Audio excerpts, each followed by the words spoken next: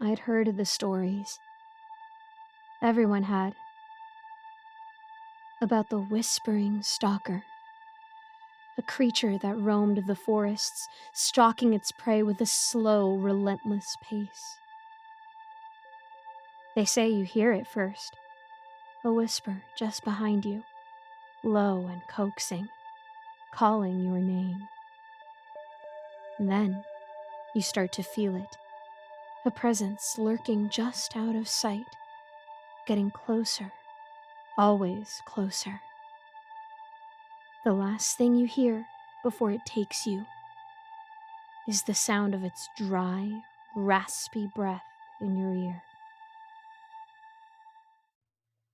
I'd never believed the stories, not until I found out who it really was.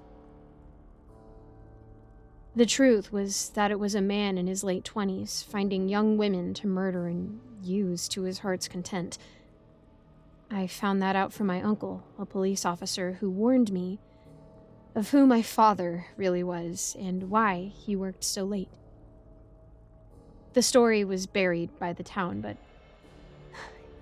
it couldn't disappear from me. I was hanging out at Chris's place one afternoon when I mentioned it, the usual cryptid banter. "You ever heard of the whispering stalker?" I asked casually, sipping my soda. Chris snorted. "It's just another one of those creepy stories people tell around campfires, like that Wendigo stuff." Mia, who'd been listening quietly, frowned. "No way. My aunt told me about it when we were kids. She said it was real. People went missing out in those woods." I laughed, but I wasn't really joking. I could see it in their eyes. They were already buying it. And that's when I planted the seed. "You know," I said, leaning in like I was sharing some big secret. "There's a place not far from here. It's where the stalker's been spotted the most. They say you can hear it if you're quiet enough. If you listen long enough, you'll hear it whispering your name, calling you in." Mia shifted uncomfortably. "That's messed up, man." Chris was more skeptical. "You really think we should go looking for this thing? Sounds like a joke." I let that doubt settle in the air. "I don't know. I think it might be worth checking out. We could hike into those woods tonight, see if we hear anything. If nothing happens, we turn back. If we hear something, well, maybe we'll be the ones to prove it's real."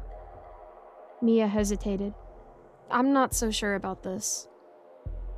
"Come on," I said, keeping my voice light. "It'll be fun. We're not really gonna find the whispering stalker. It's just a story, right?" Mia finally gave in, probably because she didn't want to seem like the scared one. Chris reluctantly agreed too, but I could tell he wasn't fully on board. That night, we met up in the woods.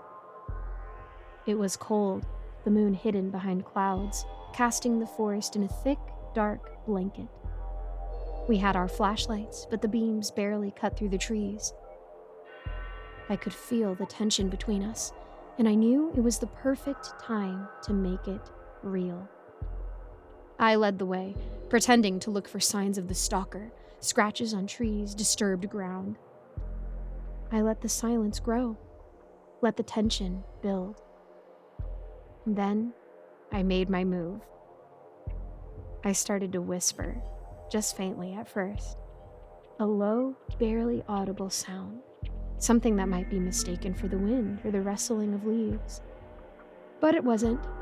It was me, using a recording I made a few days prior. At first, Chris and Mia barely noticed. Then I made it louder, clearer, like a whisper right behind them.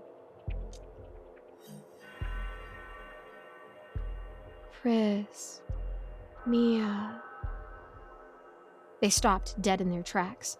I watched as their faces shifted from confused to terrified. I let it hang in the air for a moment before I spoke again, this time a little louder. "Come closer." Mia's eyes went wide. She looked around, her breathing quickening. "Did you hear that?" Chris laughed nervously, but it was shaky. Okay, that's enough. This isn't funny anymore. I didn't stop. I couldn't. Come closer. Mia's voice was trembling now. Please, can we just go back? But it was too late. I'd already set it in motion. In a panic, I grabbed the rope from my bag. I was quick but calm. I had them where I wanted them. Chris tripped backward into the underbrush, and Mia froze, trying to understand what was happening. I didn't give them the chance to fight back. The forest was still. The wind had stopped. It was so quiet that all I could hear was their panicked breathing and my own. I watched as the fear set in, as they realized what was happening. The stalker wasn't coming for them. I was.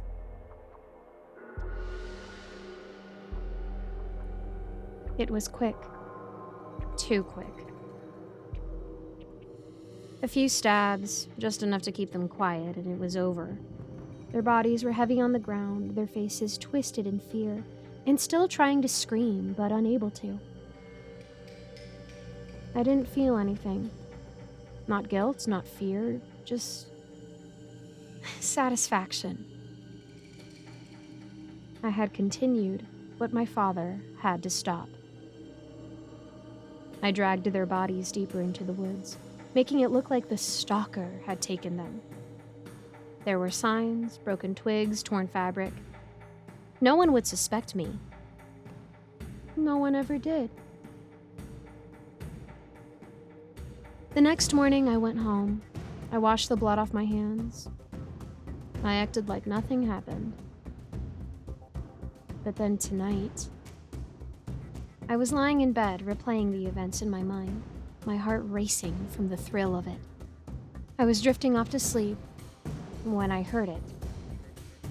That faint whisper. At first, I thought it was just the wind, the trees. But then I heard it again. Alex. Alex. I froze. My blood went cold. It wasn't my mind playing tricks. The whisper came again, closer this time. Come closer. I slowly turned my head, and there, standing just outside my window, was a figure.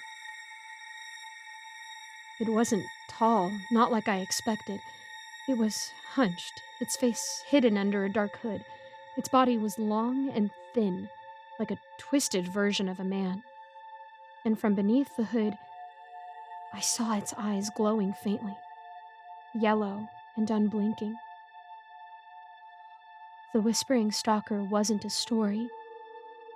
It was real. And it was waiting for me. To punish me for doing its job.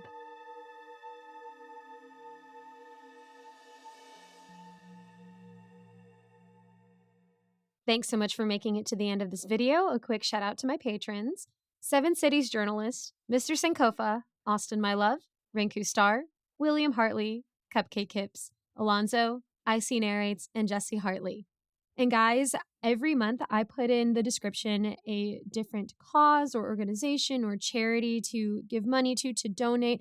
Me, myself, I'm devoutly Christian, so these are the places that I tend to include in my tithing for the month. And if you so feel led to give back to someone in need who really needs that operation for that super rare disease, or to relieve a family of their grief and their loss, or even just general natural disaster funds, it would be so wonderful if you guys could check out the links in my description, or even just go off and find another cause that you would like to donate to. I highly encourage it. Even if you can only give $1, it is so good to help people in their time of need. And I love the idea of paying it forward. And hey, if you're one of my patrons and you're giving to me monthly and you don't have enough funds to do both, to support me and to support someone else in need, I also highly encourage not being my patron, even if you do want to eventually in the future, and giving to that other person. I would really appreciate that, guys. Let's make this a world that loves and cares about each other. And aside from that, thank you guys again for watching and also for your continued support. Let me know how I can be praying for you. You can leave a comment. You could find my Instagram and send me a message. You can message me in my Discord server, and I'd love to do that for you guys. Thank you again so much. God bless, and I'll see you in the next video.